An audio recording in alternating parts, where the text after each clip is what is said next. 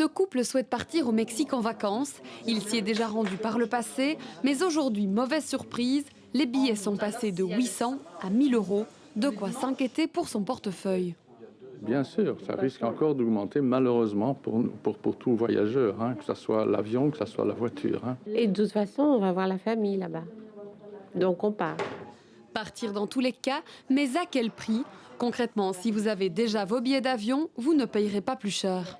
Quand vous réservez aujourd'hui un billet d'avion, c'est le prix du jour avec tout ce que ça inclut et donc le prix ne va plus évoluer ensuite. Par contre, si vous réservez un forfait voyage avec hôtel et avion, méfiez-vous car la facture pourrait vous réserver de mauvaises surprises au moment de payer le solde. Là, on se retrouve avec des prix qui ont été déterminés il y a plus de 6 mois.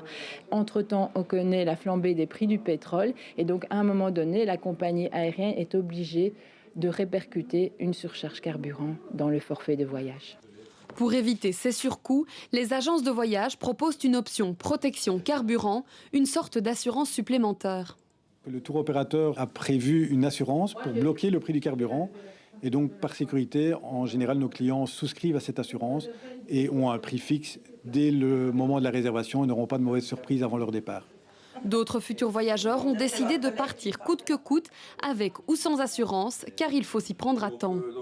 Ils m'ont dit que c'était trop tard parce que le voyage est trop près. Donc je pars le 1er mai, donc on a dit que pour l'instant on ne sait pas le faire et qu'il risquait d'avoir une augmentation. Si j'ai envie de partir, il faudra bien que j'achète un billet d'avion, oui. La protection carburant est un supplément qui tourne autour des 30 € à ajouter au budget vacances. À cela viendra également s'ajouter, dès le 1er avril, la nouvelle taxe sur l'embarquement. Elle vise à limiter les vols à de courtes distances. Elle coûtera minimum 2 € et ira jusqu'à 10 € pour les destinations à moins de 500 km de l'aéroport le plus fréquenté du pays, à savoir Brussels Airport.